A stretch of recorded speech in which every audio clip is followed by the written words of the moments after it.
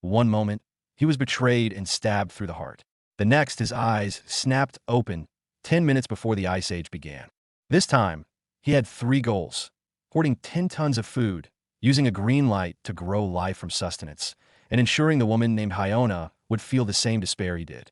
The world freezes over overnight. Cities are entombed in thick ice, any semblance of civilization completely snuffed out.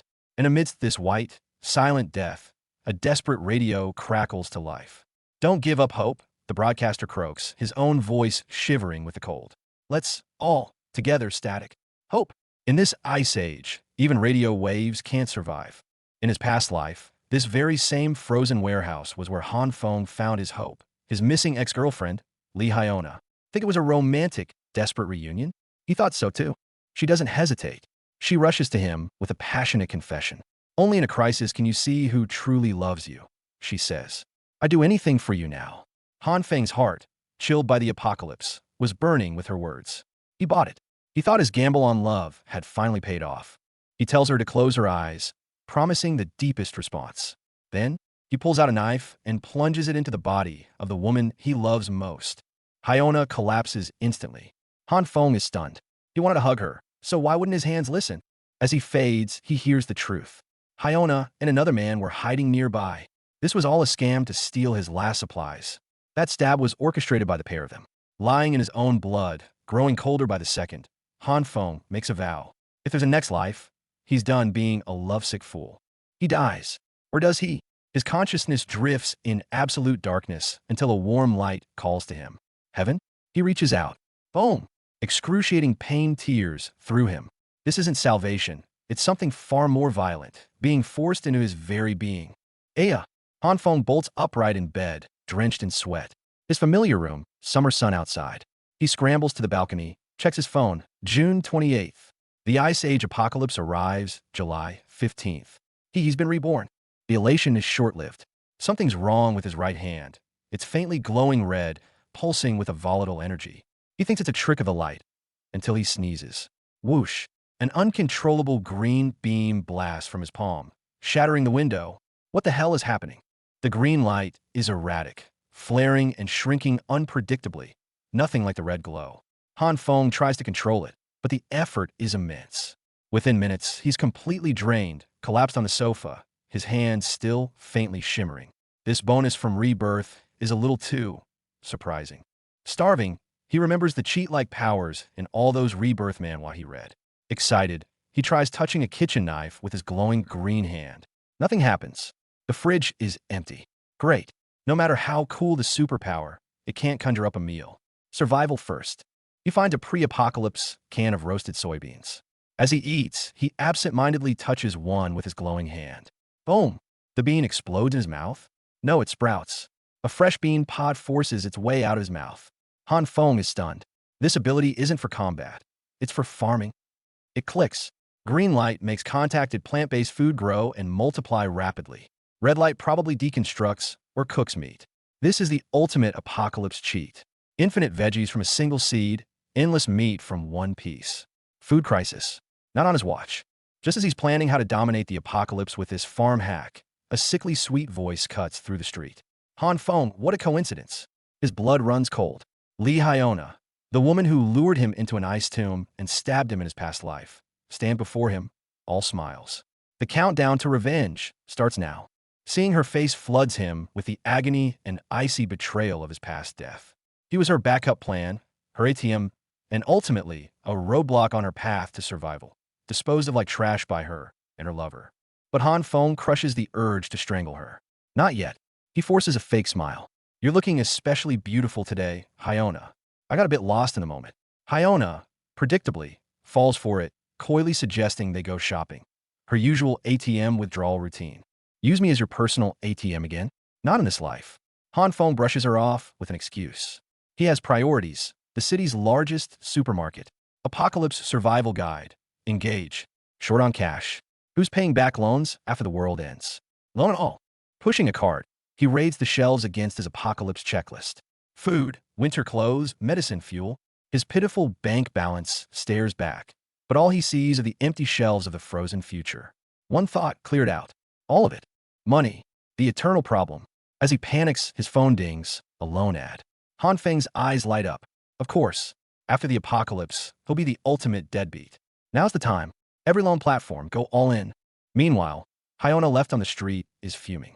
Just one of my many simps, and he dares refuse me? A pathetic loser without a car. Don't expect me to be nice again. She's muttering curses when a shiny new car pulls up beside her. The window rolls down, revealing a face Han Feng would recognize from Ash in his past life. The lover who helped murder him. The man plays the rich guy back from America card, showering Hyona with attention. Watch her eyes instantly switch from fury to interested. The smooth-talking lover oozes, silly girl. I'd ever ditch you? You're way too important. Hyona plays along. You're pretty special to me, too. How about dinner and a movie?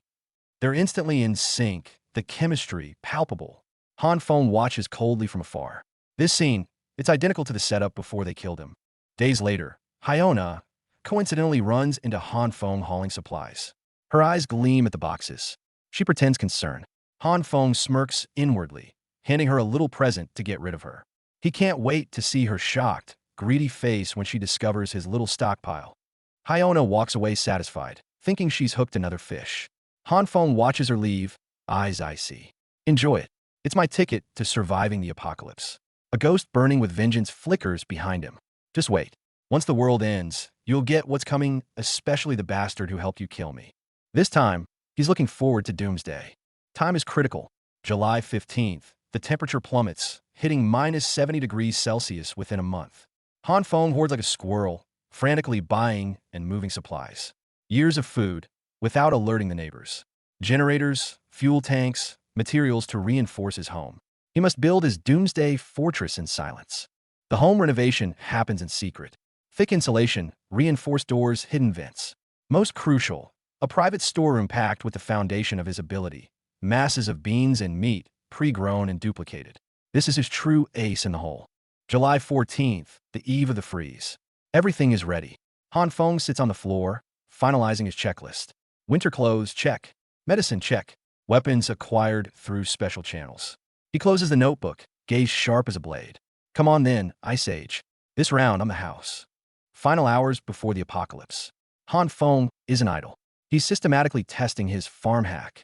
This plate of soybeans, grown with his own power. Eating them not only fills his stomach, but seems to recharge the energy his abilities drain. He experiments cautiously. Red light on raw meat. It instantly deconstructs into cooked meat, even further into a coal-like fuel. Green light on soybeans makes them sprout and grow wildly. Two lights, deconstruction and creation, his ticket to ruling this frozen hellscape. But the power isn't infinite. One overzealous test sends him crashing to the floor, unconscious. He wakes with a splitting headache, surrounded by the wreckage of failed plant experiments. So this cheat runs on his own mana bar. The experiments weren't for nothing. He learns the power only works on food, best on plants. Green promotes growth, red processes meat. But the key, what if he combines green and red light? Staring at a piece of meat and a handful of beans, a wild idea takes root. The experiments continue, but this time, things go sideways. Snacks exploding in his face, leaving him stunned. But wait, those pitch-black remnants. Could they be coal? He give them a try. Success. The brutal new reality of staying warm in the apocalypse, born from pure, explosive trial and error. Failure after failure. He forces himself to calm down, to control his breathing. That's the key. And then boom, a single head of broccoli erupts, transforming into a monstrous giant in his hands. But the success rate is insane. It's like pulling a gotcha, completely random and utterly frustrating. He sinks into deep meditation, trying to blend his body and mind with nature itself. In his mind's eye, he becomes part of the forest, coexisting with its creatures. It's a primal connection, a hint that his power might be woven into the very fabric of the world's oldest laws. A breakthrough. The source of this green energy is his own will, his consciousness. But when he directs it at meat, nothing. Zip. Zilch. Are you kidding me? This earth-shattering power only works on plants? For a guy who dreams of steaks in the apocalypse, this is a total gut punch. Refusing to give up, he meditates again, deeper this time. He doesn't push his power, he listens for it. And then it happens.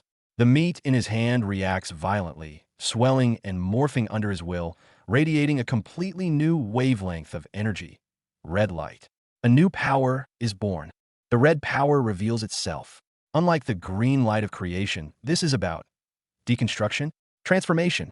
Meat bathed in the red glow cooks instantly. Is it manipulating heat at a molecular level? This is essentially a portable molecular gastronomy kit for the apocalypse. Meanwhile, the final mysterious violet glow whispers in the background. Knowledge floods in, green for evolution and growth, red for its polar opposite, disintegration and collapse. Then, a crazy idea ignites in his mind. What if he combined them?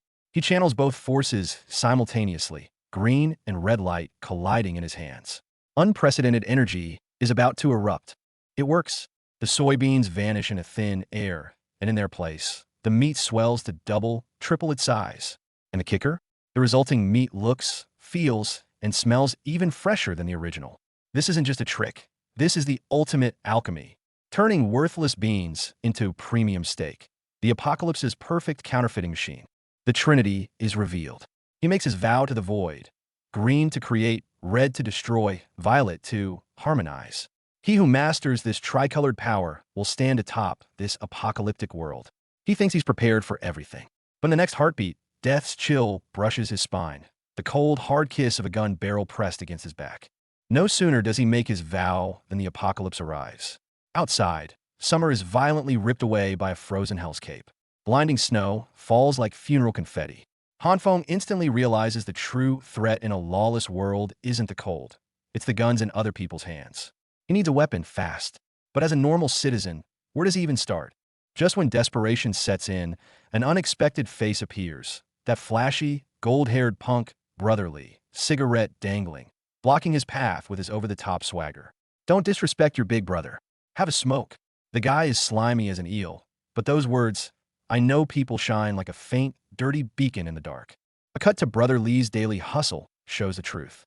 No real job, but always talking about big projects and important deals. He's a small-time fixer in the underworld, all flash and no substance, the quintessential hustler. He knows the right, or rather, wrong, people without actually being one of them. Exactly the shady connection Hanfeng needs. On a snow-covered street at night, Hanfeng accidentally bumps into Brother Lee. Playing the part of a long-lost acquaintance, he greets him with exaggerated warmth. Brother Lee, long time no see. Lee, caught off guard, quickly slips into his big brother persona to save face. Oh, Xiaohan, I've been swamped lately. What's up? Need a favor? The hook is set. Hanfeng leans in, lowers his voice to a conspiratorial whisper, and drops the forbidden word. Brother Lee recoils instantly. The hell? What do you need that for? He even pulls out a holster, but follows it with a sharp warning.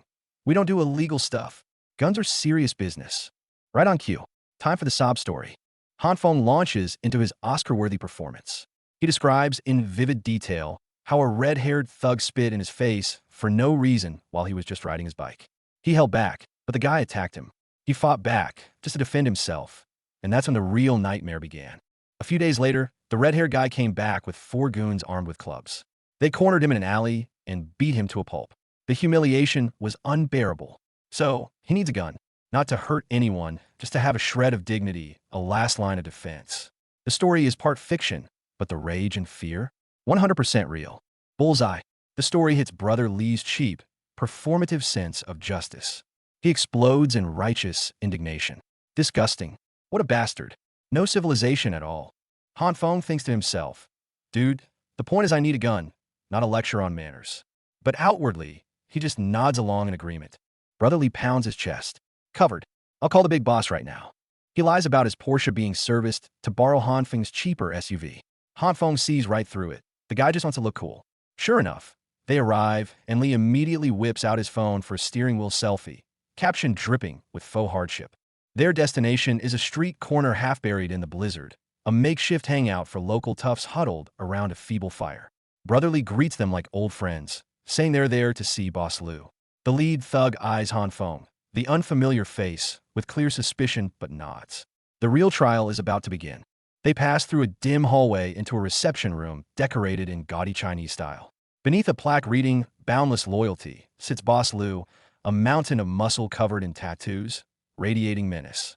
He ignores Hanfeng entirely, his low voice rumbling like thunder as he snarls at the late-arriving Brother Lee. The hell do you want? Brother Lee scrambles to offer a cigarette, but Boss Liu swats his hand away. Hanfeng steps forward, respectfully stating their purpose and repeating the fabricated sob story. Boss Lou, cigarette dangling, glances at the handgun Brotherly had placed on the table earlier. His tone drips with contempt. That's it? A lousy gun? I thought you were bringing me something interesting. The air freezes. Han Feng feels cold sweat trickle down his spine. But instead of backing down, he lifts his head and meets Boss Lu's intimidating gaze head-on. He speaks slowly, deliberately. Actually, Boss Lu, I was thinking of something a little longer. He pauses, with a scope, a sniper rifle. Boss Lu stares in disbelief before erupting into booming, scornful laughter. Huh, you think this is a ing shopping mall? Think you can get anything you ask for? He slams the table and jabs a finger at the pistol. Just this freaking short one. Take it or leave it. It's a power play, an ultimatum. Room for negotiation? Zero. Han Feng knows when to fold. He immediately backs down with profuse thanks. Boss Lu grumbles, but barks orders to his underling. Arrange it. See if you can get a semi-auto. Load him up with ammo, too. Deal done. As they leave, Boss Lu tosses out a casual, venomous warning. Heard the gov's gonna restrict buying stuff because of this freak weather. The words hit Han Feng like a thunderclap. Confirmation. The government crackdown is real. Elation surges through Han Feng. His hoarding binge was completed in the nick of time. But as he and Brotherly leave, disaster strikes. On the icy stairs, his foot slips. He tumbles down with a sickening crunch. Agony explodes from his right leg. No. A stable fracture of the right tibia. The doctor's diagnosis is a death sentence for his immediate plans. The full-scale apocalypse is days away, and he's now a cripple on crutches. Brotherly dumps him at the overcrowded hospital ER. Hey bro, gotta run. Got deals. And just like that, he vanishes into the blizzard. The cold reality bites deeper than any frost. The hospital is a scene from hell itself. Victims of pileups and frostbite cram every inch of space, their moans a constant chorus. Sitting on a bench in the chaotic corridor, Han Feng watches nurses battle the tide of suffering. Then his eyes lock onto one figure, a young head nurse, commanding the chaos with chilling calm and lethal efficiency. On the eve of the apocalypse, Han Feng is lying in a hospital bed. A pink-haired nurse changes his bandages with practiced, gentle hands, a moment of unexpected kindness that stirs something in Han Feng's cold, weary heart. But this fragile moment of peace shatters instantly. An old man, feigning illness, uses the pretense of an exam to grope the nurse. The scene turns from heartwarming to vile in a second, a harsh reminder that scum like this will only multiply in the coming chaos. The nurse freezes in panic. But don't worry, our protagonist doesn't stand by. Just as that filthy hand pushes further, thud, the lecherous old creep is slammed onto the examination table, his arrogance wiped out in an instant. Han Feng snatches the old man's phone. The screen clearly shows an upskirt shot. You've got some nerve, Han Feng says, his voice icy. Filming upskirts and assaulting her. Reborn once, he despises this kind of scum most. The old creep tries to flee. Han Feng gives chase, snapping a photo as evidence and threatening to post it online. But then he turns around and is utterly speechless. The nurse who was just assaulted is still smiling innocently. Are people really this naive? Han Feng's worldview cracks a little. Han Feng returns the phone to the nurse, letting her choose to call the cops or delete it. Only then does she notice his injured ankle and, full of remorse and gratitude, carefully rebandages it. This pink-haired girl is kind to a fault, naive even, but her simple sincerity stirs something in Han Feng's hardened heart. Come back in a week for a checkup. Han Feng waves goodbye, but deep down he knows better. In this crumbling world, moments of kindness are like matches in the snow, fleeting and fragile. He'll probably never see her again. Meanwhile, the real storm brews globally.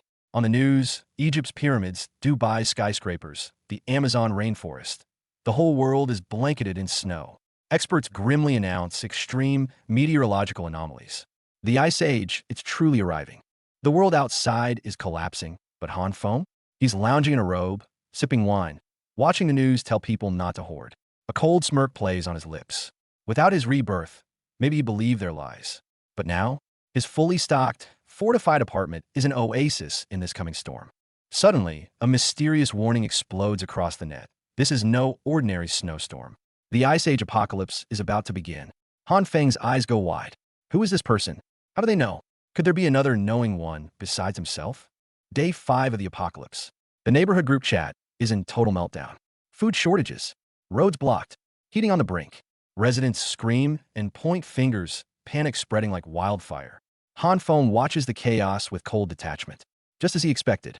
Amidst the chaos, a name surfaces, Jiang Shuiyo. He steps forward, speaking with calm logic. Blaming the management is pointless. The snow is endless. A few words deflect the mob's fury and paint him as the clear-headed leader. A masterful move. If you want to leave, clear the snow. If not, then shut up. A flashy guy beside Jiang Shuiyo solved the problem with brute force. The pressure is palpable. The seed of the temporary committee is sown right here, in this mess of coercion and so-called cooperation. Han Feng stares at Jiang Shuiyo's bespectacled profile pic in the chat. Fragments of memory click into place. Jiang Shuiyo. I seem to recall him. Vague images from his past life surface. A cold, manipulative leader. The picture is becoming clearer. The committee organizes a snow-clearing crew. The call goes out, met with mostly indifference. Only a handful genuinely want to help themselves. Most are just watching. Unsurprisingly, the most eager responders are those already running out of food. And Han Feng's wonderful ex, Li Hyona, seizes the moment to perform. Surrounded by volunteers, she smiles like a perfect angel, thanking everyone for their concern. Watching the live feed on his phone, Han Feng smirks. When it comes to putting on a show, Li Hyona is still the pro. A ding from his phone. It's Li Hyona. Han Feng, you said you'd come see me bring lots of food on your way. Her cutesy tone makes his stomach churn. In this weather, still trying to seduce me with less clothes? Her trick stopped working on him a long time ago. The world outside is freezing over, but Han Feng, holed up at home, feels utterly bored. By day 3, time stretches endlessly. He scrolls through live streams, watching hosts sing and dance as if the world isn't ending. The absurdity grates on his nerves. A sudden news alert pops up. Man falls from 15th floor, internal organs begin self-regenerating from critical injuries. Han Feng sits pricked. That's right. Why didn't he think of it? His green light ability creates plants, but could it also be linked to his own healing? No time to waste. He focuses his green light, bathing his injured ankle in its verdant glow. The energy feels vibrant, alive. But minutes later, the light fades. His ankle is exactly the same. Was I overthinking it? A wave of crushing disappointment washes over him. Exhaustion pulls him into a deep, bizarre sleep. He dreams of riding a colossal goat, charging across a blood-red sky amidst the cries of a flock. The air reeks of blood and wild freedom, a chaotic, savage vision. Non-story content, scan later group breaking the fourth wall. The intense, chaotic dream continues across the red landscape. Crack! In the dream, a goat's tail whips his foot. The searing pain jolts him awake. This hideous, messed-up dream. Han Feng gasps for air, drenched in cold sweat. Wait, his foot, it doesn't hurt anymore. He violently tears off the bandages, moving his ankle in disbelief. It's perfectly fine. The fractured bone, the injury, it healed completely while he slept. It wasn't about using the green light consciously. Sleep was the trigger. To test this insane theory, Han Feng picks up a knife and, without hesitation, draws it across his own finger. Blood wells up. He waits. Meanwhile, downstairs, the collective labor of snow clearing is in full swing under Jiang Shuiyo's orchestration. He warmly greets the elderly, thanks the young, masterfully framing this desperate struggle to survive as a heartwarming display of community spirit. People slip on the ice, are helped up again. Small acts of kindness stark against the cold. Old Wang watches from the sidelines, his gaze drifting towards Han Feng's apartment building. These past few days, that kid with his truckloads of supplies, he's been too conspicuous. Old Wang takes a drag of his cigarette and says casually, there's this one household in our complex, been bringing in supplies by the truckload lately like they're moving in. The scraping of shovels seems to slow. Eyes flicker, some subtle, some not, towards Han Feng's window. Trapped by the cold, neighbors reluctantly cooperate. Jiang Shuiyo moves among them, posing as their savior. But Han Feng watches from his window, his gaze icy. He knows better than anyone. This community warmth is the prelude to icy, systematic plunder. His fortress, however, is already complete. Clearing snow has already sparked conflict and blame. The pressure to survive is ripping apart the illusion of peace. Jiang Shuiyo's men aren't just maintaining order, they're cementing their power. Cracks in the social order are spreading, fast and visible. Supermarket runs. The last frenzied act before the floodgates close. Everyone is scrambling for their last scrap of hope. But Han Feng's hope is already stockpiled in mountains within his warehouse.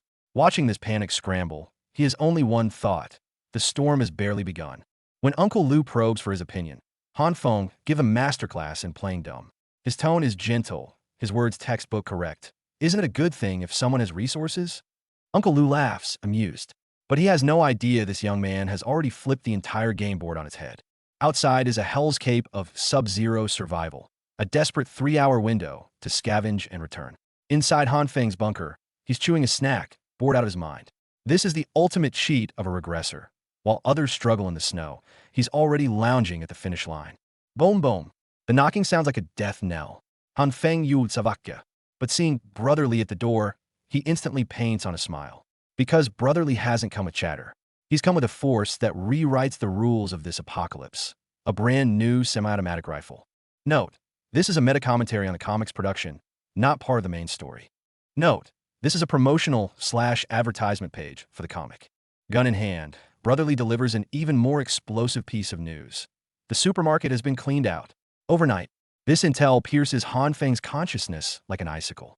His first thought isn't panic, but a chilling hypothesis. To do something like this besides the authorities, could it be another monster like me? Dimensional storage? That's not just fantasy novel stuff. Watching Brotherly leave, Han Feng's mind races. If his guess is right, a massive new variable has just entered the game. He clenches his fist, green energy shimmering at his fingertips. He needs to get stronger. Now, Han Feng dives deep into researching his abilities. The green light makes food grow, but that's child's play. The pages of his notebook, dense with notes, are the first draft of his interrogation into his own divinity. He needs to know not just the what, but the why, and how to push it to the limit. Frustration hits him like a physical blow. Synthesizing soybeans? Succeeds once in 10 tries. Synthesizing meat? Fails over a dozen times. The black dust of failure mocks him. But this only ignites the ruthless tenacity in his core. Mere failure can't stop a man who's already died once. That's it. Past midnight, drenched in sweat, Han Feng stares at the bean sprout grown from a meat can. A wave of exhilaration hits him. He's found the threshold. The energy output isn't constant. This discovery is the real key to unlocking the treasure vault. A flash of insight. Staring at the energy waveform charts that look like rhythm game patterns, it clicks. Controlling this power isn't mystical meditation. It's a precision rhythm game. Every food item has its own unique energy sheet music. Hit one wrong note, and the whole thing collapses. Focus like tuning a heartbeat. The green light in his chest pulses with his will, the progress bar advancing flawlessly. When the perfect sign explodes, the chunk of meat in his hand erupts in light. Success. Not a fluke, but absolute control. Han Feng knows he's just completed another vital evolution. But mastery comes at cost. The kitchen becomes a disaster zone of failed experiments. Black energy backlash lashes out like tentacles, slamming him against the wall. Synthesizing meat is exponentially harder than vegetables. Every miss shatters his body and tests his will to the limit. Again, no matter how many times the backlash knocks him down, he gets back up. Outside, the blizzard rages on. Inside, the kitchen is his personal battlefield. Sweat mixes with the black dust of failure, but the fire in his eyes never dies. He must clear this rhythm game. The stakes? His claim to divinity. The final breakthrough. He forcibly tears the rotten energy parasite from his body, like performing psychic surgery. Finally, he captures that elusive feeling, the precise frequency that makes ordinary meat perfectly regenerate in his hands. This isn't just a technical win. It's a man taming a miracle. The infinite food production line is online. Just as ecstasy from this monumental breakthrough floods Han Feng, the TV news delivers its death sentence. Day 3. Nationwide collapse. Transport, power, networks. Every artery of civilization is snapping, one by one. Personal triumph can never outrun the apocalypse's march. Day 5. The government's reassuring broadcasts are now catalysts for despair. The homeowner's chat explodes. 99+ messages of pure panic, arguments, and the raw scream of survival instinct. Han Feng watches coldly as pixelated faces shriek in the virtual chat. It's all replaying his previous life script. Total societal collapse, T-. Uncle Lou drops a bombshell in the crowd. There is no organized aid. He's heard whispers. Military heavy weapons are rolling towards City A. The only possible explanation? Va. It's about to start right here. The cheerful carnival background instantly morphs into a grim preview of the battlefield. Note, this is a promotional/advertisement page for the comic. The The specter of war and panic over food shortages gives birth to Jiang Shui's interim committee. He proposes mutual aid, sharing resources. But his righteous speech, to Han Feng's ears, translates perfectly into one message. Hunting licenses have been issued. All prey, please prepare. The legal plunder is about to begin. The moral coercion kicks off. Jiang Shui's followers are the first to generously donate, turning the pressure onto the silent. A girl named Huina instantly becomes the target. Forced donation? No, this is a compliance test. Refuse, and you're branded a selfish traitor, marked for isolation. The donation point becomes a microcosm of humanity. There are genuine helpers, poor souls forced to perform, and shrewd observers keeping quiet. Jiang Shuio smiles as he accepts all kindness, weaving a net of power under the banner of righteousness. And the biggest fish he aims to catch, Han Feng. The moment the door gives way, the negative 40-degree blizzard, like the breath of an ice demon, swallows them whole. Bone-chilling wind, blinding snow, their cries instantly lost in the gale. In this white hell, humans and insects are indistinguishable. And Han Feng knows this is only day 2 of the endless winter. The Apocalypse Committee's show has begun. Jiang Shuio stands tall, giving a passionate speech about unity, self-preservation, and sharing resources. The crowd is riled up, but Han Feng sees right through him. This is the same guy who spearheaded the infamous scam committee in his past life. That hole for the collective spiel? Han Feng doesn't trust a word of it. And, just as expected, the so-called voluntary donations quickly devolve into a spectacle of moral coercion. Brotherly is a real riot, trying to play the hero in this blizzard. Spoiler, he gets buried alive the moment he steps out, turning into a human snowman. It takes a group effort to drag his frostbitten, gasping self back inside. Talk about a heroic entrance gone spectacularly wrong. Desperate times, desperate measures. With the surface world buried, the underground parking lot became the only viable refuge, the new city center. And of course, Jiang Shuio promptly declares it the new distribution and rallying point. The moment Han Feng sees him, every alarm in his head goes off. The memories from his past life flash vividly. Him, the leader of that scam committee, the in-game boss of this apocalypse, has finally stepped onto the stage. The committee starts handing out rations, and the scene is surprisingly orderly. Jiang Shuio launches into another speech, thanking donors, painting a picture of hope. The crowd is swayed, their eyes alight. Only Han Feng stands in the corner, smirking coldly. He knows every seemingly hopeful beginning has a hidden price. As he's calculating his next move, a familiar figure stumbles through the crowd, struggling with a large box. It's that pink-haired nurse from the hospital. She's about to fall with that heavy box. Han Feng acts on instinct, rushing to steady her. In that moment, their eyes meet. A rare flicker of warmth in this frozen hell. Her name is Jean Shui. And just as this brief moment of peace settles in, his phone vibrates again. He doesn't need to look. It's that haunting name, Li Huna, back again, demanding her due. After helping Jean Shui with the supplies, the two walk side by side on the frigid streets. A simple conversation, somehow, makes the air feel less biting. For the first time, Han Feng shows a hint of genuine pride in front of her, boasting about his unnatural recovery abilities since childhood. Her thoughtful response makes him pause. Could she have noticed something? And when she finally reveals her name as Han Feng, it dawns on him that he never even asked for hers. Peaceful moments never last. Right around the corner, they run into Li Huna.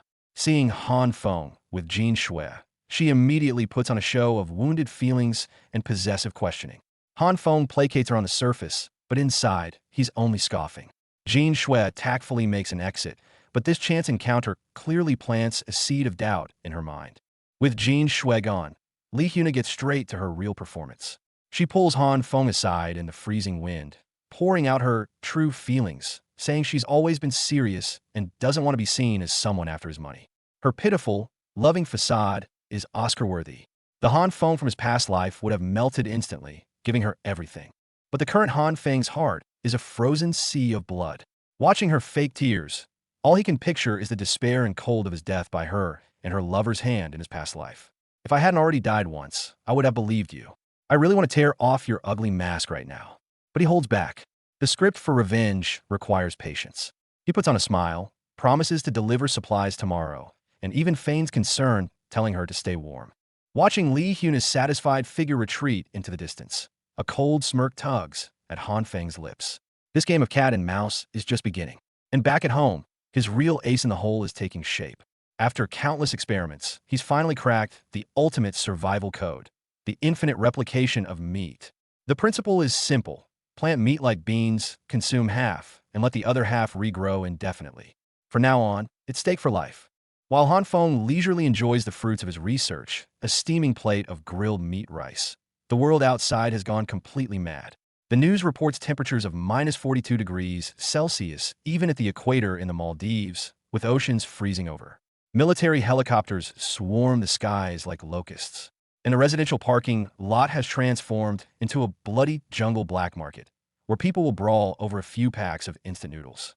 Han Feng decides to check out this black market for himself. Sure enough, the committee is there giving away supplies for free, attracting hordes of desperate people. But soon, a farcical scene unfolds. Those who voluntarily donated earlier now want their stuff back. Jiang Shuiyo's men naturally refuse, leading to a fierce clash. The former donors are now publicly shamed as shameless by the crowd. Han Feng watches coldly. This hypocritical game of morals is quite the spectacle. Amidst the chaos, Han Feng bumps into an unexpected acquaintance, the blonde brother Li who helped him buy guns. The once well-connected, street-smart tough guy now looks pale and can barely stand. Turns out, he donated all his own supplies to the committee and is now on the brink of starvation, surviving on nothing but water. Seeing brother Li in this pathetic state, Han Feng feels nothing, maybe even a hint of irony. But information is always useful. He offers a few packs of instant noodles and 2 sausages as payment, tasking brother Li with digging up intel on the committee and Jiang Shuiyo's inner workings. For the starving Li, this deal is nothing short of a lifeline. Securing an intel source puts Han Feng in a good mood. Trading a few snacks to avoid personal risk? A great deal. He's already thinking about heading home for more steak when suddenly, whack, someone slaps him hard from behind. It's Li Huna, eyes blazing with the fury of the betrayed. Han Feng, you have really disappointed me. Han Feng is stunned. What act is she putting on now? Li Huna has come looking for him. Han Feng promised supplies, but never delivered and stopped replying to messages. After waiting for hours in the freezing cold, she's livid. The moment she sees him, without a word, she delivers a loud, stinging slap across his face. The crisp sound echoes in the icy hallway. Han Feng's cheek burns, and the rage suppressed for 2 lifetimes explodes within him. Do you really think I'm easy to bully? The urge to kill is almost overwhelming. But Han Feng forces it down. He clutches his face, instantly switching to a panicked, wronged expression, and launches into a story. I'm sorry, Huna. My supplies, they were stolen. Gone the moment I left them outside. He acts with such convincing despair, playing the part of the unlucky victim to perfection. Li Huna is stunned at first, then fills with deeper suspicion and anger. But Han Feng doesn't give her time to think. He piles on the misery, saying the little food he has left will only last a few days, and it's all moldy stuff. Faced with Han Feng's sincere and down-and-out appearance, and the fact that he really hasn't delivered, her fury slowly gives way to the stark reality of cold and hunger. Unwilling to give up, she tentatively suggests sharing the little moldy food Han Feng claims to have left. Han Feng's internal scoffing intensifies, but on the surface, he looks touched and agrees. He gently tells her to go home first, promising to sort things out and notify her by evening. Starving and freezing, Li Huna is skeptical but has no other choice. She leaves, full of doubt. Watching Li Huna disappear around the stairwell corner, Han Feng's facade drops instantly, replaced by icy sharpness. He has no intention of sending her food, of course. He quietly follows, wanting to see which floor she's on. But as he tails her into the stairwell, a dark figure suddenly rushes out from a corner. They collide hard. Han Feng reacts lightning fast, pinning the intruder to the ground in an instant. The first act of revenge begins. Li Hyona, the woman who betrayed and killed him in his previous life, finally shows up at his door. A slap lands across his face, stinging hot. But inside, Han Feng is smiling coldly. He's been waiting so long to collect on this debt. He swallows his rage, putting on an Oscar-worthy performance. His story? His precious supplies have all been stolen. All that's left is some moldy, rotten garbage, unfit even for a dog. Starving and freezing, Hyona's face twists with disgust and desperation. She clutches the decaying food. Eat it and feel sick, or don't and starve. This cruel ultimatum is Han Feng's perfect, tailor-made punishment. He even generously offers her half a bag of flour, spiked with a little surprise. As she walks away, clutching the garbage, a surge of dark satisfaction spreads through Han Feng, sweeter than anything he's ever tasted. Hyona leaves with her charity, and Han Feng quietly tails her. In the stairwell, he suddenly collides with a figure. Instinct takes over. A swift judo throw slams the unknown person into the floor. Wait, the feel of it is wrong. The attacker looks up, revealing a bespectacled girl with purple hair. Han Feng freezes. The lethal intent from a moment ago hasn't even dissipated, and now he's face to face with what seems like a harmless, nerdy shut-in. The air is thick with awkwardness. This girl is not normal. Chillingly calm, she leads Han Feng to her apartment. Then, she drops the bomb. You thought you could hide from everyone? Through surveillance cameras, she watched every single one of his frantic pre-apocalypse stockpiling runs. The real shocker? She not only predicted the Ice Age long ago, but also calls herself the true Eye of the Demon King. A formidable new player has entered the game. And her proposition? Cooperation. This demon's eye turns out to be a complete idiot when it comes to basic survival. Teaching her to use a generator? Blank stare. How to cook? Zero clue. She shamelessly appoints Han Feng as her personal survival instructor. He's pulling his hair out looking at the mess, but he can't shake the feeling that this mysterious girl is hiding way more than just tech skills. So much for cooperation. The purple-haired girl, Aya, decides the best form of collaboration is to just move into Han Feng's shelter, and she's got a logic for it. Finding a top-tier tech genius and a mysterious ally in the apocalypse. Is this a blessing or a curse? Han Feng looks at his new roommate and can only sigh in resignation. While Han Feng is adjusting to compulsory cohabitation, outside his fortified doors, hell is breaking loose. The neighborhood's resources are gone. The demons inside people's hearts have been unleashed by a single voice. Jiang Shuiyo, head of the temporary committee. He redirects all the hunger and despair, pointing it like a weapon at the rich who stockpiled and price gouged. The cannibalistic riot has begun, and then it gets worse. Bam!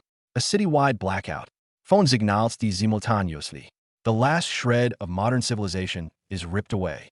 Han Feng's emergency line with Brotherly is severed. Darkness and silence flood in like a tide, swallowing the world whole. The final, most brutal law of survival is now in effect. No time for fear. Han Feng slams into emergency mode.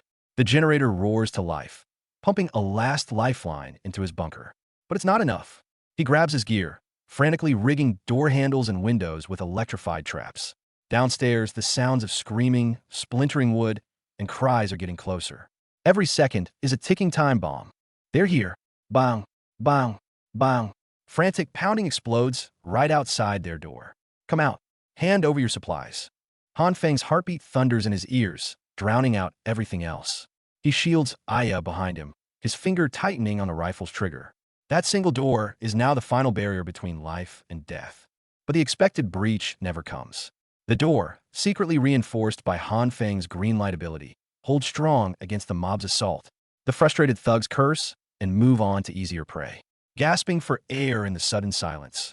It's a miraculous escape.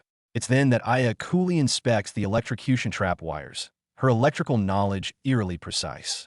And in the aftermath of the adrenaline surge, a third, mysterious violet light flickers to life in Han Feng's palm. What new secret does this purple power hold?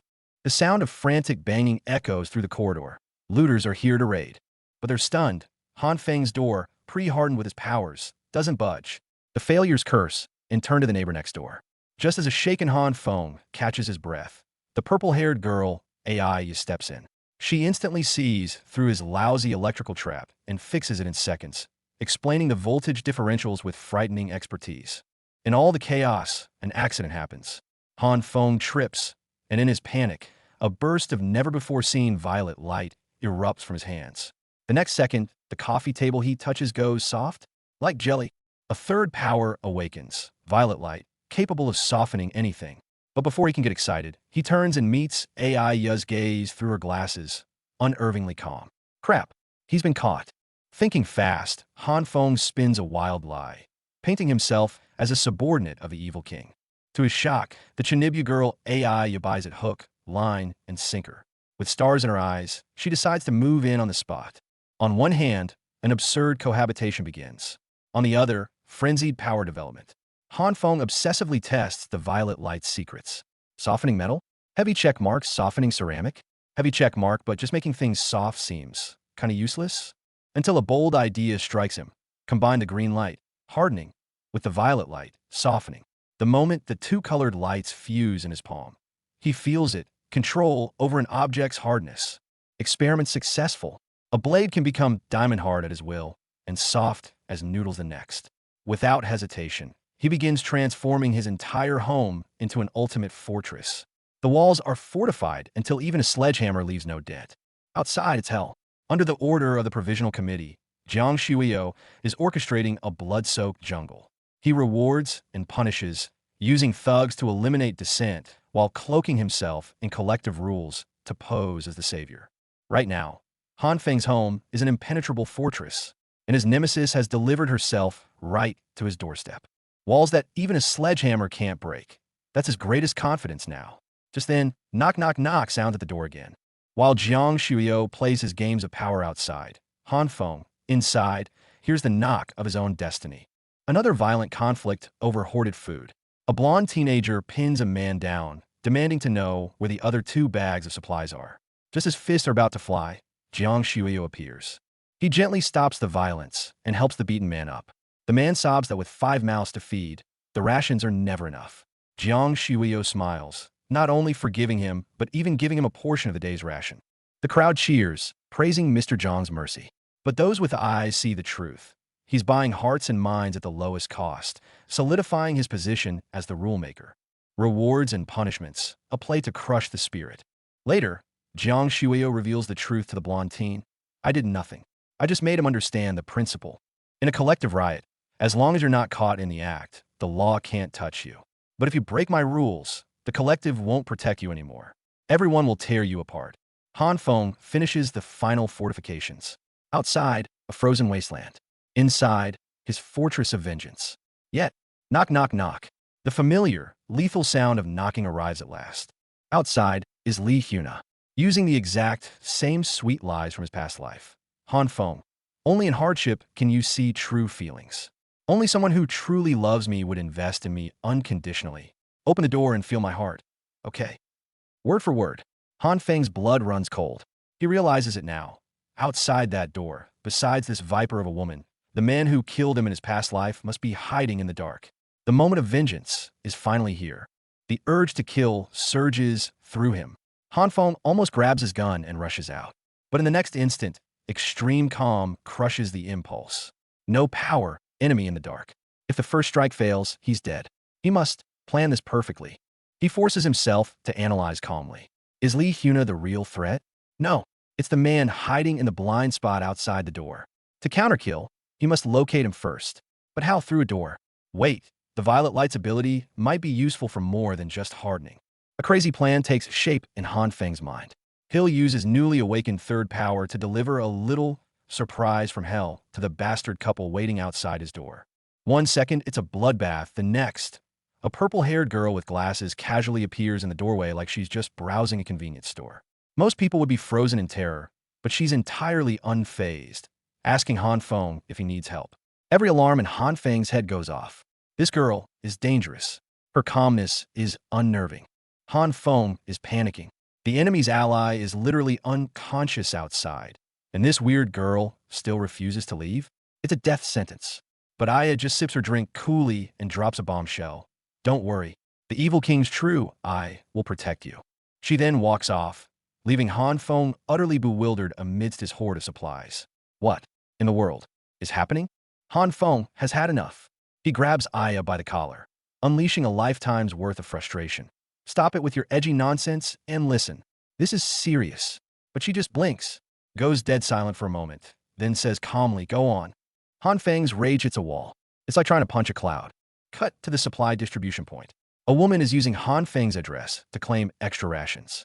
Unit 601, surname Liu. Just as she gets them, someone calls her out. Didn't 601 already collect theirs? A cold sweat breaks out on her back. She remembers. Han Feng never came home last night, then suddenly collapsed. Oh no, is this a trap? Is he the bait? And has she just bitten? Late night, snow-covered ground. Han Feng is fixated on the only lit window in the opposite building. Power? In this ice age? Rage boils inside him. That bastard must be hoarding. He's about to charge over when someone slams into him from behind. Turning around, an elder and his men block his path, the leader grinning as he greets him. Well, if it isn't Huina, the trouble finds him first. Promotional page break. Chapter closed, but Han Feng's troubles are just warming up. Bookmark this site, hit subscribe, and get ready. Next chapter is explosive. Down in the lobby, one of Jiang Shuiyo's goons has Han Feng in his sights. A fake invitation to warm up is just the opening act. After being rejected, he gets handsy. Come to my place? I like your style. Han Feng tries to hide, but the creep grabs her wrist. Let go, she shouts, but he just sneers, tightening his grip. You think no one saw you taking supplies? The danger just escalated from theft to physical assault. The parking lot erupts into violence. Zhang's man has a blonde teen pinned, a glowing blade at his throat. Lying about resources to join the committee? Let's show them what you really are. The teen thrashes in terror, but it's too late. A brutal stab. Schlick. Blood sprays. Just as another life seems lost, a blue-haired woman rushes in. Stop. This isn't right. But the enraged thug just roars, turning his fury on her. Amidst the chaos, the kind-hearted nurse, Miss Jean, rushes to help the downed teen. But in this brutal world, kindness is a weakness. A thug kicks her savagely from behind. Stinky bitch, who told you to meddle? In a frigid apocalypse, does being good just make you a target? Just as the thug is about to finish off the nurse, a golden blur strikes. In my entire life, men who hit women disgust me the most. It's none other than the disguise powerhouse, Lee Jungo. He knocks the brute flat with one punch, a cigarette dangling from his lips, eyes ice cold. But then, the bigger boss arrives. Mr. Jiang makes his entrance.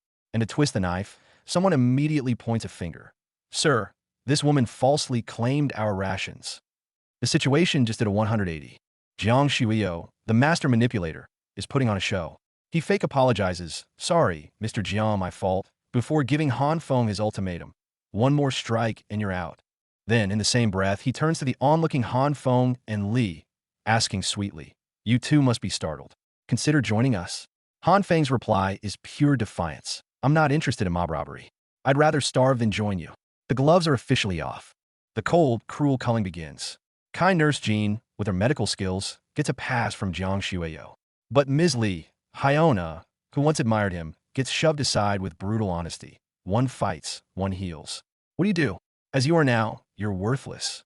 Watching Hyona's shattered face, the last shred of Jiang's collectivist facade falls away. He's not building a community. He's assembling a wolf pack of the most useful. Back at Han Feng's hideout. With Jiang closing in, Han Feng presses Aya. You said you had a dimensional storage. Where is it?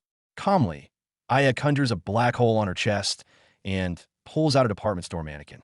Han Feng loses it. This is just a clothes dummy. How is this anything like a fan or a webcam? So her power is a gotcha lottery? Han Feng finally gets it.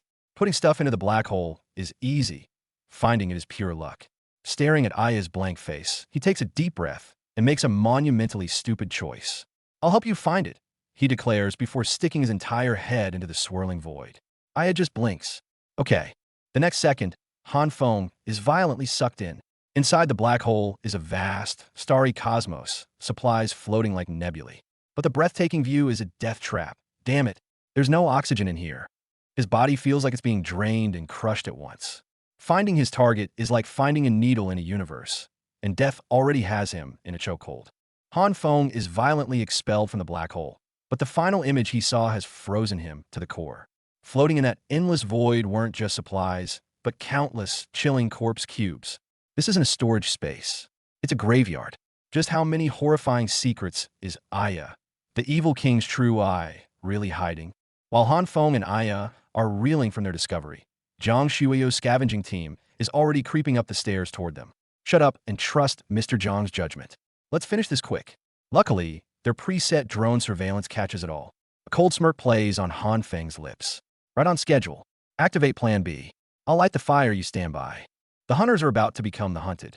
In the pitch-black stairwell, the scavenger's flashlight beams dance nervously. You guys hear something? Chill. Could it be that ghost again? Fear is spreading. Right on cue, blinding lights and engine roars erupt from around the corner. Toy cars. But their relief turns to horror when they see what's attached. Makeshift bombs, propane tanks strapped to remote-controlled death machines. The RC cars reach their feet. Boom! A deafening explosion turns the stairwell into an inferno. Oh! Screams are swallowed by the blast. Back in the control room, Han Feng watches the monitors with icy precision. Run, he mutters. More drones, glowing with red targeting lasers, rise from the smoke. This time, I'm teaching them a lesson they'll never forget. But disaster strikes. One drone is hit, its pilot thrashing wildly inside. Screw you. Aya's voice is tense. Lost control of the left side. Unable to stabilize. The screen counts down. 5 seconds. Han Feng's eyes are wild with panic. Control it. This is our only one. This drone is their lifeline. Countdown 3, 2, 1. The drone cars a desperate arc through the night sky before smashing into a skyscraper. Kaboom! It becomes a fireball. Mission failure? Han Feng's heart plummets. Wait. A final feed from the drone before impact comes through. Aya zooms in, her voice unusually grave. Between the stairs, there's a corpse. Han Feng leans in and his blood runs cold. Isn't that Brother Li? Han Feng grabs his coat and bolts. Li is down, murdered. He orders Aya to lock up, but as he turns, a strange rustling noise comes from outside the door. What now? He whips around to see Aya silently holding out a walkie-talkie, maintaining communications. Han Feng pauses, then takes the lifeline. Thanks. This fight just became a two-person war. External temperature, minus 49.8 degrees Celsius. Without protection, death in 30 minutes. Han Feng descends alone into the deathly silent, frozen building. Aya's calm voice crackles over the radio, reporting clear floors. But his heart is hammering against his ribs. Brother Li is in bad shape.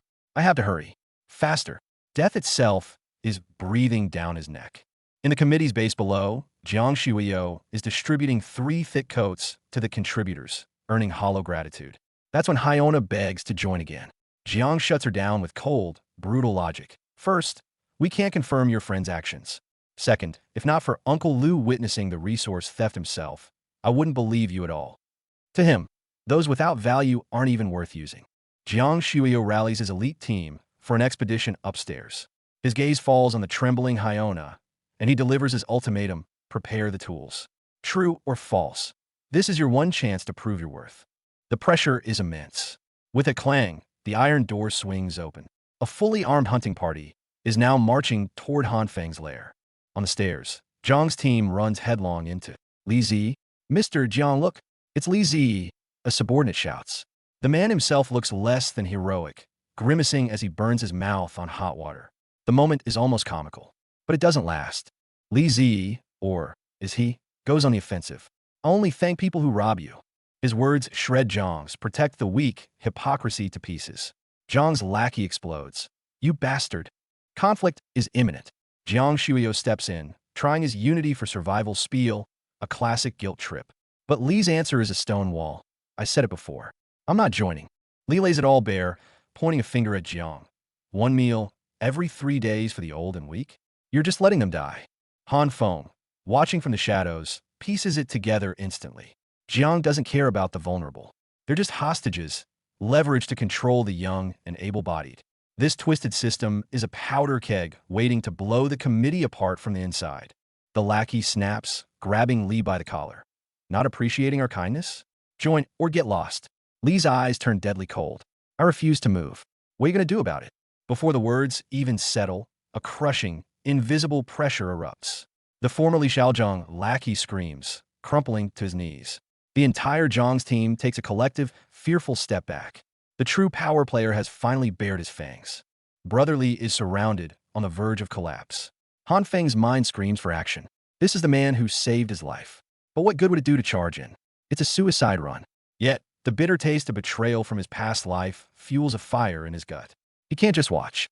His knuckles turn white with resolve. Gun smoke hangs in the frozen air. Han Feng stands silent, armed, a storm brewing in his eyes.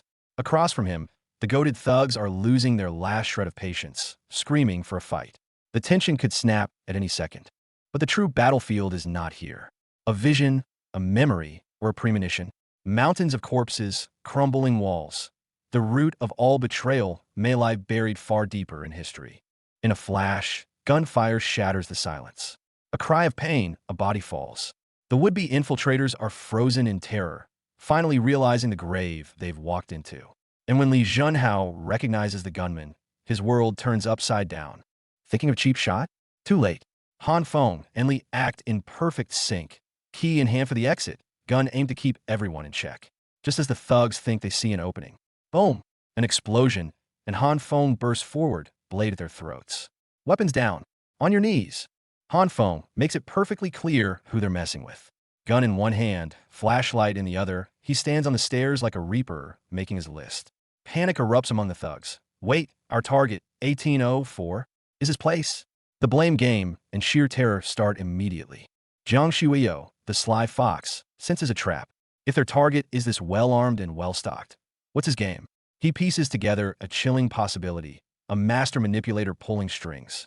The direct assault is off. It's time to withdraw and rethink. Finally, they make it back to base, the safe house marked 1804. The key turns, the door opens, and a wave of warmth hits them like a salvation. Taking the room, Lee is utterly speechless. A working radiator, a generator, and mountains of supplies. What kind of treasure trove is this? The cat's out of the bag.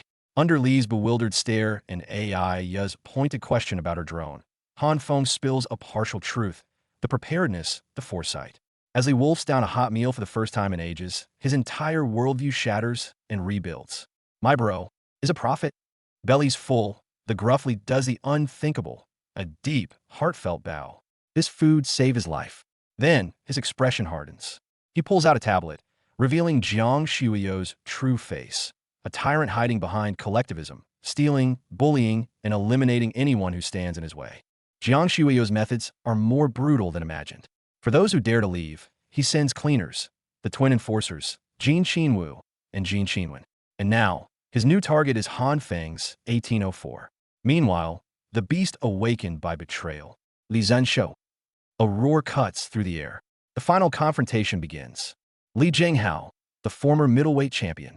In this apocalypse, his fists are the ultimate law. This punch announces the rise of a new power. Jiang Shuiyo refuses to back down, especially from the prize that is Han Feng. He whips his men into a frenzy, clashing with Li Jinghao's crew in brutal street fights. The result? A complete rout. And by Li's side now stand two formidable allies, the speed demon Zheng Yangyu and the monster Jin Zhongsai. The balance of power has shifted forever. More and more see through Jiang Shuiyo's hypocrisy. A new faction, united by their hatred for the hypocrite and centered around Li Jinghao, takes shape in the shadows. They sharpen their blades, biding their time for vengeance. Trouble finds them even at home. As the trio dissects Zhang's schemes, AI mentions her early warnings, but then, a faint click from the door. Someone's here. Han Feng activates the electric door trap. But the next moment, the air smells of sulfur. Oh no, they dare to use bombs on me? Han Feng grips his head, fury burning white hot. He didn't get a second life, just to be someone's target practice. Electricity arcs wildly, sending the attackers outside into spasms of agony. But on the monitor, AI spots the one who accused Han Feng of bringing Jiang Shuiyo among them. Whose side is he really on? Once, twice, explosives are planted at the doorframe, detonated with thunderous roars. But the door to 1804 stands firm. Jiang Shuiyo's face darkens. Whoever's inside was prepared for this. They're not prey waiting to be caught. They're hunters who set the trap. 3 packages, no, use everything. We're tearing this place down today. Jiang Shuiyo has lost it. Explosion after explosion rocks the interior, leaving Han Feng and Li reeling, ears ringing. The walls, they're about to give. The wall cracks. Li scrambles to block it with boxes, but AI cuts him off with a calm, I'll handle it. She raises her hands, and a bizarre blue energy sphere materializes. Li is utterly horrified. What the hell is that? AI's power is consumption. All the rubble is sucked into the black void before her. Then, Han Feng acts, purple light to soften, green light to grow. The merged energies flow, and the shattered wall repairs itself in an instant. Li's jaw is on the floor. Bro, is that magic? Superpowers? What is this? Repair can't keep up with destruction. Zhang's men are merciless, now bombing the floor itself. Han Feng knows they'll be buried alive at this rate. He looks at his comrades. I have a crazy idea. Do you trust me? Good. Then proceed, as I say. Han Feng issues the final order. The real counterattack starts now. Unbeknownst to them, a new player, a pointy-eared being calling herself Princess Ragatha, and a terrifying skeletal monstrosity, have also entered the game. The thugs smash their way in, only to find empty rooms and a single box in the kitchen. Seeds, confusion ripples through the raiders. Where's the mountain of supplies they were promised? Li Weina, You freaking lied to us. The rage instantly pivots to the guide, Li Huina. Surrounded, she turns pale, stammering out denials. Jiang Shuyo watches coldly from the side. His gaze is that of a man looking at a pawn about to be sacrificed. Amid the chaos, Han Feng and Li Jinghao strike back. Li Dagun flying with a furious kick. Han Feng covers their rear, gun in hand, his icy gaze sweeping the room and locking onto his target. Jiang's right-hand man yells, "Mr. Jiang, look out!" Jiang Shuyo begins his grand performance. Gun raised, he denounces Han Feng for hoarding, for being the shame of the community, stoking public fury. But he didn't expect Han Feng's counterpunch. Who says I have supplies? The question hangs in the air, stunning the crowd. Han Feng shatters the door glass with a shot, leveling his gun at Li Huina. You have a nerve. You scammed me, trading my supplies for your worthless seeds. A fragment of truth emerges. Jiang seizes the moment. Go. Search his room. What he's looking for. Maybe more than just supplies. The search yields only a crying little girl and some trash. The mob's fury boils over. They surround Li Huina, demanding an explanation or her life. Crumbling under the pressure, she slumps to the ground, blaming everything on Han Feng. Li Huina finally snaps. Gun trembling in her hand, she screams at Han Feng, but he is eerily calm, aiming his own weapon right back. The truth is, all my supplies were scammed away by you long ago. It's the final straw. Li Huina shrieks and pulls the trigger. Inside the committee stronghold, the blonde woman is seized in the middle of the crowd. She thrashes, screaming she's not lying, but no one buys it. The cold steel of a gun barrel is already pressed against her accomplice's temple. But right then, bang, the door flies open. Han Feng, crazy enough to storm this place alone, has arrived. You think Han Feng is about to fight his way out? Wrong. That old fox, Jiang, just hands his gun right back to him, even has the nerve to invite him to join them. This isn't an invitation. It's a trap laid out in the open. The gazes from everyone around them are a twisted knot of emotions. If Han Feng takes that gun, he's basically putting the leash around his own neck. Heads up, folks, this is the end of chapter card and credits roll. Spoiler alert. Han Feng's path of revenge gets even crazier next week. Don't miss the update. Back in Aiya's spacious, warm mansion after the ordeal, Han Feng collapses. God, putting on that act was exhausting. Blondie Li Zhongho is still chuckling, but Han Feng's expression shifts in a heartbeat. That whole thing? Just the opening act. The main event starts right now. This is psychological warfare. Han Feng orders the heat shut off, the windows thrown open, making the wolves outside think we're completely tapped out. Let them freeze. Let them tire themselves out. The masterstroke? Han Feng already emptied the gun. What he handed over to Jiang Shuyo was a weapon with just one shot left. The core of the plan is revealed. Giving up the gun was intentional, part of the scheme all along. In the warmth of the room, Han Feng lays it out for his two allies. Our ultimate goal isn't just survival. It's to bring down the entire committee. The supply distribution downstairs is already pure chaos. This is their perfect opening. The infiltration begins. Han Feng and Li Zhongho slip into the committee's building. Floors 1 through 4 are deserted. 5 and 6 are logistics and family quarters. The real prize, their supply warehouse, has to be on floors 7 or 8. The air itself smells dangerous. Something's wrong.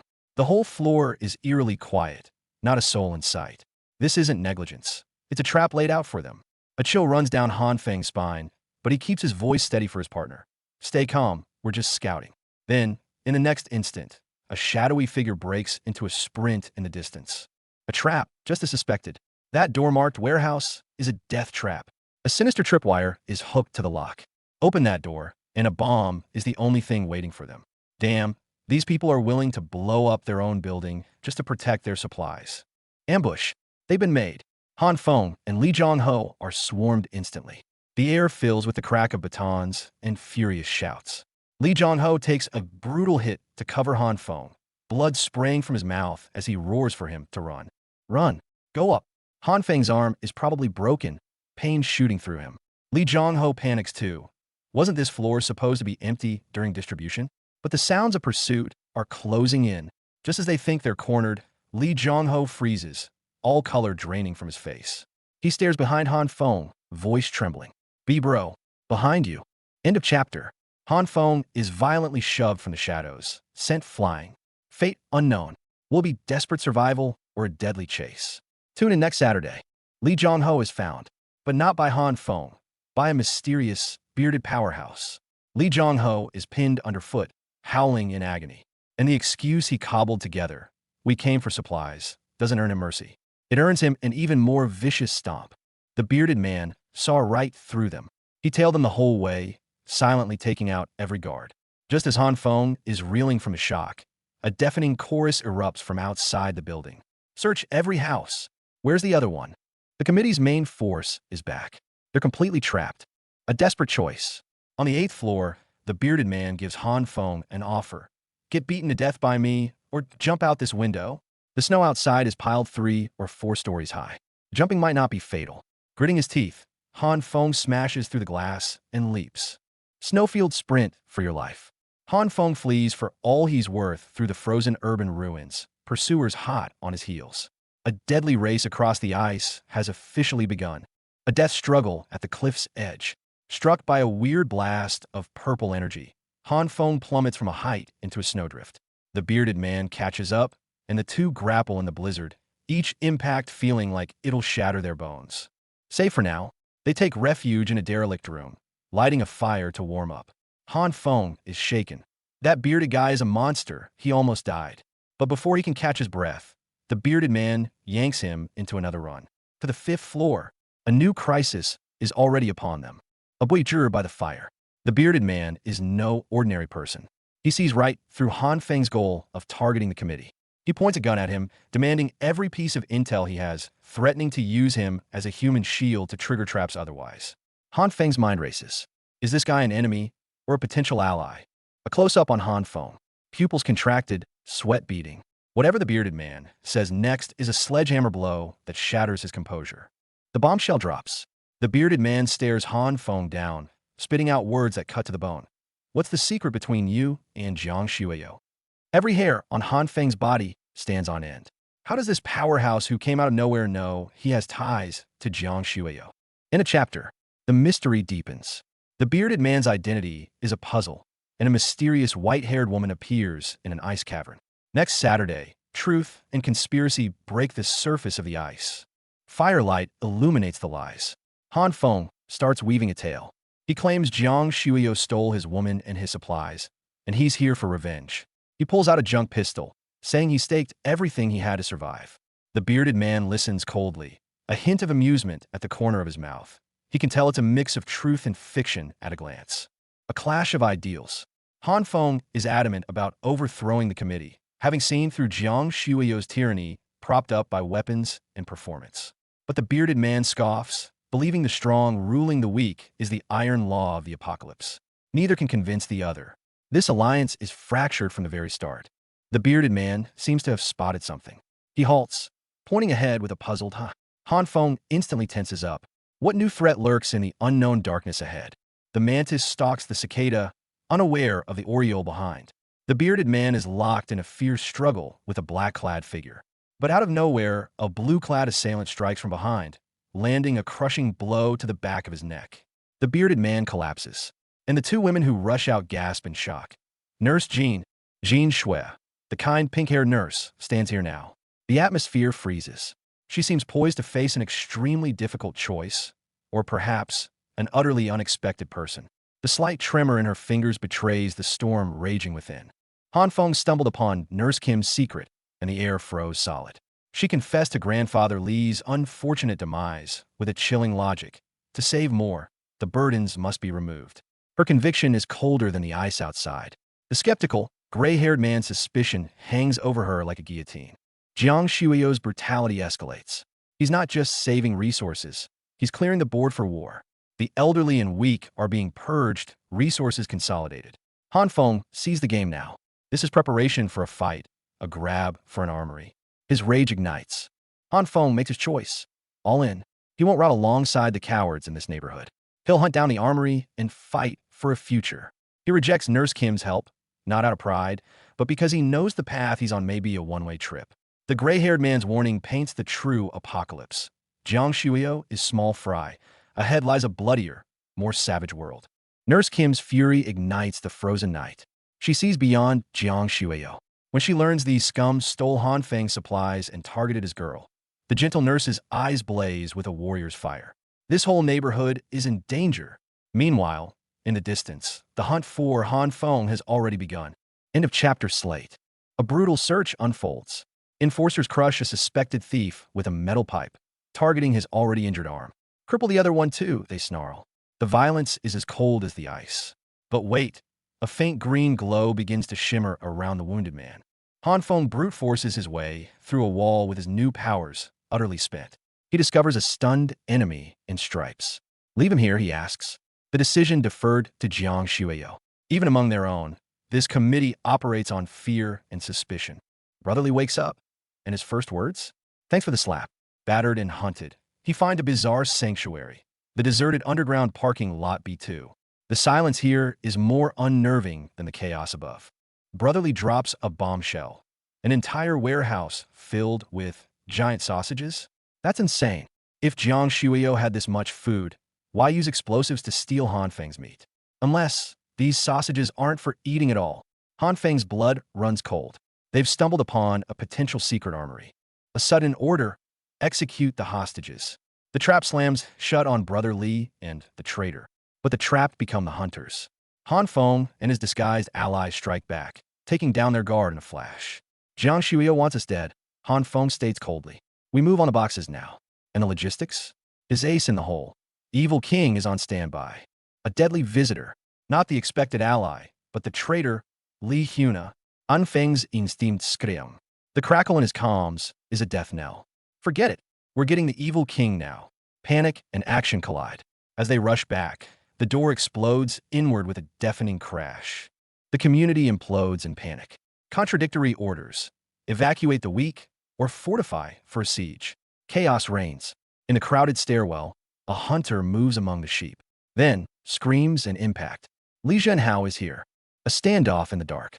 Li Huna, sneaking towards the door, is caught red-handed by Jin Shui in the stairwell. A flashlight beam pins her down. What are you doing here? The question detonates the tension between them. A lie that freezes in the air. Cornered, Li Huna stammers, I came here to search for food. Nurse Kim is horrified, tears welling up. But look at Huna's arm back up. That many people with tools just for food? The lie shatters on impact. Nurse Kim reveals her hidden side again.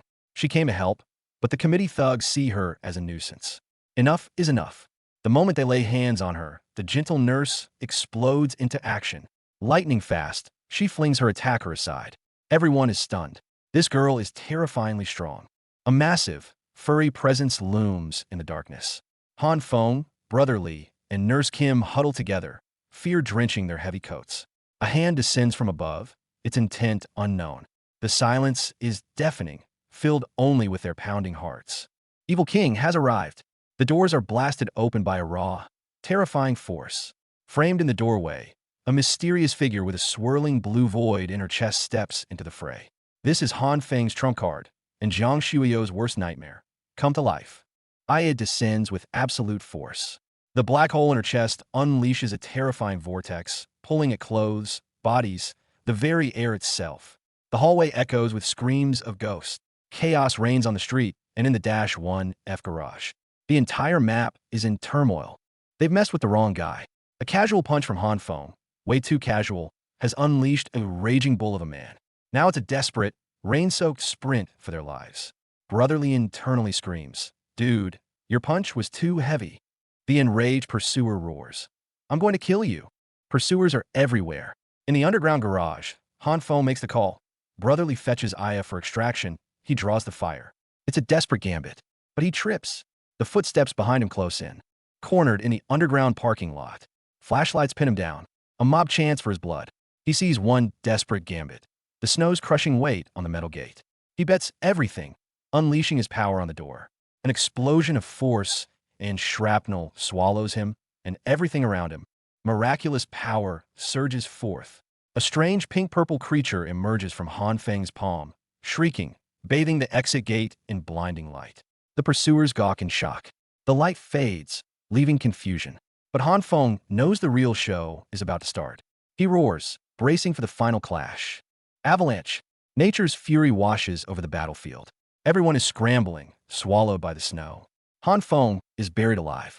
Coughing up ice, he makes a startling discovery. After shattering that massive gate, he feels no fatigue. His power has leveled up under mortal pressure. A tense standoff in the snow. A mysterious silver-haired man saves Han Feng, but he feels watched. In the underground shelter, the truth drops like a bomb. Li Zhenshou, the one fighting Jiang Shuiyo, the enemy of his strongest foe, just saved him? In survival, enemies become allies. Li Zhenghao offers a simple, stark deal: cooperation. Yes or no? Suspicious but pragmatic. Han Feng knows this powerhouse is the key to toppling Jiang Shuiyo. I don't trust you, he states. But since our goal is the same, a yellow-gloved hand meets another. A perilous, powerful alliance is forged. End of chapter. Slate. Jiang Shuiyo's endgame is revealed. Level B2 is a secret military depot filled with trucks and jeeps. His relocation plan was a lie. Arming a coup and colluding with outsiders is the truth. Han Feng and Li Jinghao are stunned. Worse, Li Jinghao is captured mid-listen. The game has changed. This is no longer a neighborhood squabble. It's a full-blown, premeditated invasion. Gunfire erupts in the underground parking lot. Shots ring out, throwing Jiang Shuiyo's men into disarray. Intruders! Protect Mr. Jiang. Their response is too late. The attackers are already among them. Bodies drop, panic fire fills the air. All control is lost. Cut the head off the snake. Under cover of chaos, the cold barrel of a handgun finds its target, pressed against a key figure's neck. Freeze! The quiet command cuts through the noise. This war of sieges and counter-sieges may have just been decided by a single, stealthy shot. Oh, this is bad. Han Feng has Jiang Shuiyo cornered, gun to the head. Score 1 for the good guys, right? Wrong. Feng's about to have his whole plan blow up in his face. Literally under the muzzle, Jiang has a hidden recording device. The whole setup is a trap. The hunter didn't find his prey. The prey was waiting for him the whole time. Talk about the tables turning. Refusing the offer? That just activated Plan B. Special ops materialize from the shadows, guns blazing. Feng is scrambling for cover, but the ultimate betrayal comes from an angle he never saw coming. A familiar figure launches from behind him. The fight just got personal, and Feng is now caught in a murderous crossfire. 3 highly trained operators with assault rifles corner them. Feng's instinct is to bolt, but his supposed brother, Li Zhenhao, is chilling like it's a Tuesday. I'll draw their fire, he says. Feng's warning about the rifles falls on deaf ears. Zhenhao isn't retreating. He's charging straight into the hail of bullets, an absolute madman. Zhenhao is in the zone, dismantling their line solo. But the armored vehicle is powering through, aiming to grab hostages. Not on Feng's watch. Purple light flares from his palm. The ground itself turns to sticky goo. One tire sinks right in, halting the vehicle cold. The ground's collapsing. The power dynamic just shifted again, courtesy of a little purple magic. Push the purple light too far, and it loses range. Feng's miscalculation costs him. A grenade flies his way. Boom! The blast consumes him. Shrapnel, fire, the works, but instead of agony, a twisted, blissful smile spreads on Feng's face. That tickles.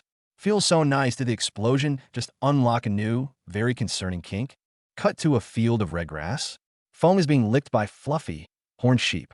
It's weirdly pleasant, until the biggest one decides Feng looks tastier. A grotesque, pink tongue wraps around him, followed by an agonizing surge of green energy violently engulfing his body. The screams are real. From battlefield to sheep farm of nightmares. Back in the real world, Li Zhenhao's driving skills are the only thing keeping him mobile. But he sees Feng writhing in that sickly green energy. Time for drastic measures. Zhenhao's right hand erupts in a cataclysmic crimson glow. Break! He unleashes a tsunami of red energy, obliterating a tank blocking their path and sending Feng flying. The man is a literal walking demolition charge. Chapter N/4th wall break. A cute chibi pleads. Please read on nightsup.net. Cut to our favorite dimension hopper, Aya, aka Evil's Eye, flashing a fang grin and a glowing tool. We better be reading on nightsup.net, little one. You better be. If not, let me help you get there. The fluffy mascot routine is over. Compliance is mandatory.